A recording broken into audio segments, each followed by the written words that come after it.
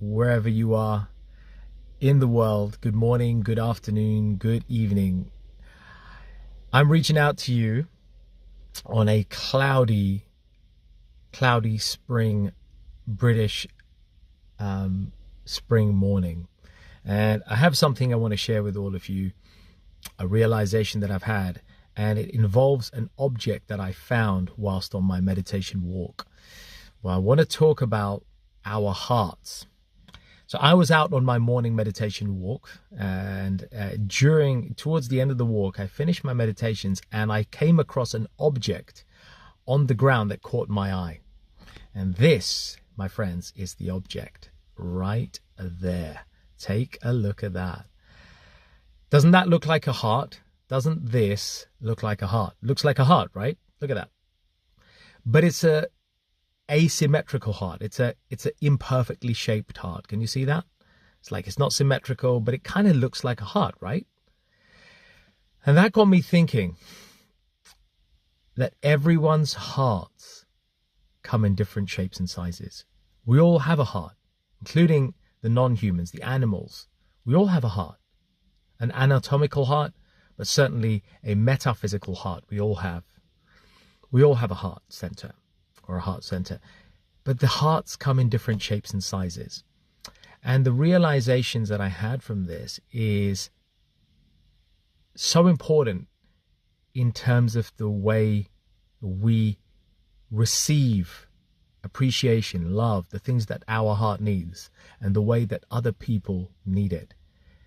The realization is that what we crave, the things that fill our heart, are different for each of us.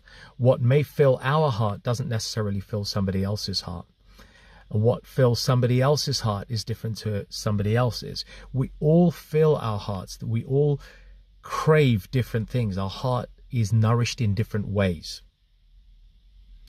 Second realization, the ways in which we express from our heart. The language of love is different for each of us. It's not the same. Just like this heart is an odd shape, hearts come in different shapes and sizes. So the way we express our love or appreciation or express ourselves in this world, the way we show up with our family, our friends, our work colleagues, it's different for each of us. We show up in different ways, and the way we express ourselves is different. And thirdly, the way we interact with one another, the things that hurt us or the things that we might do that might hurt others, it's all different. And that is the point that I'm trying to make in this little recording, this wisdom share, that hearts come in different shapes and sizes. And the wisdom is to learn how to navigate and how to deal with each person individually according to the shape and size and state of their heart. For example, you may be in a really happy state right now. You may be really excited. Your work is going great. Your health's great. Life's great at the moment. But somebody very close to you, your partner, a family member, is going through a really tough time. So you need to become sensitive as to what their heart needs at this point in time. Maybe they don't need a ton of joy and laughter. What they need is appreciation, reassurance, love, comfort, understanding, being still. So what their heart craves is not what necessarily your heart wants to give at that point in time. And it's for us to learn to navigate and dovetail what we offer according to what the other person needs. And similarly, by the same token, somebody may want to express their heart to you in a certain way, and you may not necessarily be looking for it that way, but it's learning to appreciating it. It's appreciating their love language. They may express their love. You may be craving somebody to appreciate you, to speak great words to you, to say how amazing you are, and to fill your ears with all those wonderful compliments that you know you deserve. But the way they show up and give it to you, let's say it's your partner, your mum, a family member, your child, they may show it in a different way. They may cook you a meal. They may say, hey, let's go to the cinema. Let's go hang out. Let's go out somewhere and let's do a little outing together. That may be their way of trying to show their appreciation to you. Now, it may not be the way you wanted it, but it's their love language. So this is what I mean. Hearts come in different shapes and sizes. Hearts express in different ways, and they crave and want different things. So if we can tune in to the shape and state of that person's heart and know that, look, they're trying to express their love for me, but it's in their way. Yeah, I want to hear it, but they want to kind of demonstrate it. They want to cook for me. They want to go for a meal with me. They want to buy me a gift. That's their way of expressing their love for me. Does that make sense? And similarly, we may be that way, right? We may want to express our love, our appreciation of somebody close to us, but in our way. Now, it may not be the way that they kind of necessarily perceive it. So we have a choice. We could, of course, give it in our way, but let them know that this is our way of expressing love. This is your way. Let them know. Or maybe ask them, how would you like to be loved? How would you like to be loved? How would you like to be appreciated? What fills you? And then modify what you give and how you give in the way that they would want it. I think that's the wisdom is as leaders in our businesses, in our families, in our communities, as leaders in our own little ways. We're all leaders in some way. It is upon us to embrace that act of self-leadership. And when I say leaders, I don't necessarily mean that you're leading communities. You don't have to be, but it's about self-leadership. We're all leaders in that way. We can improve our self-leadership abilities by learning to tune into other people's love language, by what it is that their heart craves, and then aligning ourselves to be able to offer that, or be able to express that, hey, I'm going to offer, I know I want to love on you in this particular way. This is my way of expressing my love for you. And in the same way, we can learn to become more sensitive as to what hurts a person. Just like this heart is a particular shape, right? Your heart is not this shape. What triggers you, what may hurt you is different to what hurts me. So it's about learning to understand a person's values, learning to understand what their boundaries are. Even family and friends that we've taken for granted, maybe it's a conversation to be had. Hey, look, I know we've been together all these years, but I want to know what is it that you value the most? What are your top 3 values at this point in your life now? And share yours. Because in doing so, we learn what's important for them.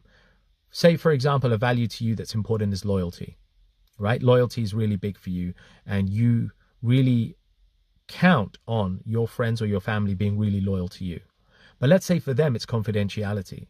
Let's say their most important value is confidentiality, the name to be able to maintain confidence, to not break that confidence. That's important to them. So when we declare each other's values, when we discuss each other's values, we're able to give the other person more of what they want. And in doing so, the beautiful nature of human hearts is that when we give others what they crave, most people will naturally want to reciprocate and give back to you the way you want to be loved, the way you want to be appreciated. The values that you hold dear will be more important to them, especially amongst friends and family and even work colleagues. You can have these authentic, heart-centered conversations.